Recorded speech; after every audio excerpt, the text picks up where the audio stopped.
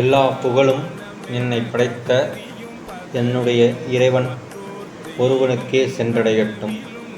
எல்லாம் வல்ல எனது குருநாதர் உச்சிஷ்ட மகா கணபதியின் திருவடிப்பாதங்கள் பணிந்து வணங்கியும், எனக்கு ஜோதிடக் கலையினை கற்றுக் கொடுத்த எனது ஜோதிட ஆசான் குருநாதர் திரு லியோ காந்தி ஐயா அவர்களுடைய திருவடிப்பாதங்கள் பணிந்து வணங்கி, உங்கள் அனைவரையும் என்னுடைய ஸ்ரீ குரு ஜோதிட வித்யாலயா யூடியூப் சேனலுக்கு வருக வருக என வரவேற்கின்றேன். இதில் பதிவிடும் அனைத்து கருத்துக்களும் என்னுடைய சொந்த கருத்துக்களே. நான் இன்றைக்கி பார்க்கக்கூடிய வீடியோ பதிவு என்னன்னு பார்த்தீங்கன்னா, நான் யார் வம்புக்கும் போக மாட்டேன், யார் வந்தாலும் நான் அனுசரித்து போவேன்னு சொல்லக்கூடிய புதனின் ஆதிக்கத்தை பெற்ற மிதுன ராசிக்கான 2024 குரு பெயர்ச்சி பலனைத்தான் நம்ம பார்க்க போகிறோம்.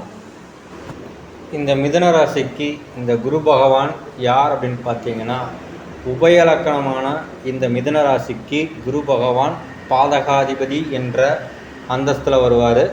ஒரு புறம் பார்த்தால் 7ஆம் அதிபதியாக அதிபதியாகவும், இன்னொரு வீட்டுக்கு பார்த்திங்கன்னா கேந்திராதிபதியாகவும் வரக்கூடியவர் தான் இந்த குரு பகவான். அப்படிப்பட்ட குரு பகவான் உங்களுடைய ராசிக்கு 12ஆம் இடத்தில் அமர்கின்றார். 12ஆம் இடம் என்பது விரயஸ்தானத்தை குறிக்கக்கூடியது. காலச்சக்கரத்திற்கு 2ஆம் வீடு. வருவாயினுடைய, அதாவது நீங்கள் சம்பாதிக்கக்கூடிய பொருளாதாரத்தை விரயம் செய்ய போகிறீர்களா அல்லது சேமிக்கப் போகிறீர்களா என்பதை குறிக்கக்கூடிய ஆண்டாக தான் இந்த 2024 குரு பெயர்ச்சி உங்களுக்கு இருக்கின்றது. சரி, ரைட்டு, அதெல்லாம் இருக்கட்டுங்க. 12ல் உட்கார்ந்த குரு என்ன பண்ணுறாருன்னா, உங்களுடைய அதாவது சுகஸ்தானம் என்று சொல்லக்கூடிய 4ஆம் இடத்தை பார்க்கின்றார். அங்கே ஏற்கனவே யார் இருக்கார் அப்படின்னு பார்த்தீங்கன்னா, கேது பகவான் அமர்ந்திருக்கின்றார். அப்போ அந்த கேது பகவான் குருவும் பார்வை செலுத்தும் பொழுது எப்படி இருக்குன்னா, 4ஆம் இடம் அப்படின்னு சொல்லக்கூடியது என்னது, வீடு, வண்டி, வாகனம் அப்படிங்கிறதெல்லாம் குறிக்கக்கூடியது. அப்போ என்ன இருக்குன்னா, அலைச்சல்கள் அதிகமாக இருக்கக்கூடியதாகவும் தூக்கமின்மை இருக்கக்கூடிய காலகட்டமாகவும் இருக்கலாம். ஏன்னா இங்கே காலச்சக்கரத்துக்கு 6ஆம் வீடாக போயிடுது. உங்களுக்கு காலச்சக்கரத்திற்கு 6ஆம் வீடு, உங்களுக்கு 4ஆம் வீடு ப்ளஸ் குருவின் பார்வை 12லிருந்து பார்க்குறாரு. அப்போனா அலைச்சலும் அதிகமாக இருக்கக்கூடிய, தன விரயங்களும் அதிகமாக இருக்கக்கூடிய ஆண்டாக இருக்கும்.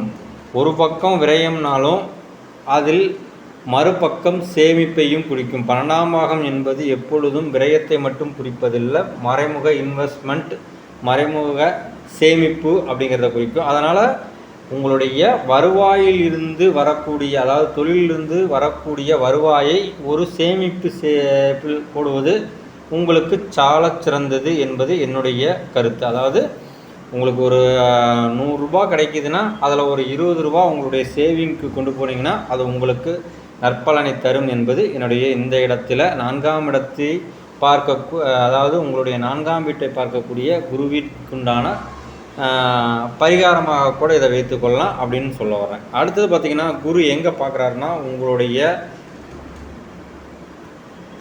6ஆம் வீட்டை பார்க்குறாரு. அப்போ இங்கேயும் என்ன பண்ணுறாருன்னா உங்களுடைய தொழில் ஸ்தானத்தை தான் பார்க்குறாரு.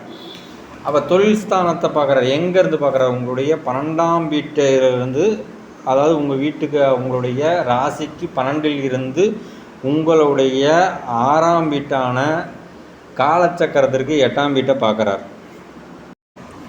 இப்படி பார்த்திங்கன்னா உங்களுடைய ராசிக்கு 6, காலச்சக்கரத்திற்கு 8, 12ல் இருக்கக்கூடிய குரு அப்படிங்கிற ஒரு இணைவு இந்த இடத்துல ஏற்படுறதுனால, அது செவ்வாயின் வீடாக இருக்கும் காரணத்தினால் மிதுன ராசிக்காரர்கள் வண்டி வாகனங்களில் செல்லும் பொழுது மிக கவனமாக செல்லவும். ஏன் அப்படின்னு கேட்டிங்கன்னா, இங்கே சனி, அதாவது கும்பத்தில் அமர்ந்த சனி பகவான் தன்னுடைய 10ஆம் பார்வையாக மறுபடியும் செவ்வாய் வீட்டை பார்க்குறாரு. அது இல்லாமல் அவருடைய 7ஆம் பார்வையாக அங்கே சூரியனோட வீட்டையும் பார்ப்பார். அதனால் அதனால் வண்டி வாகனங்களை இயக்கும் பொழுது கவனமாக இயக்கவும், இல்லை என்றால் விபத்துக்களை சந்திக்கக்கூடிய சூழ்நிலை ஏற்படும்.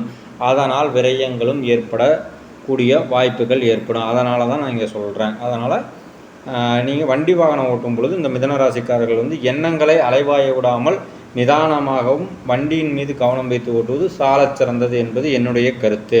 அடுத்தபடியாக பார்த்தீங்கன்னா 12ல் அமர்ந்த குரு உங்களுடைய 8ஆம் வீட்டை பார்க்கிறார். 8 என்பது ஆயுள் ஸ்தானத்தை குறிக்கக்கூடிய இடம். அப்போ 8ஐ குரு பார்க்குறார்.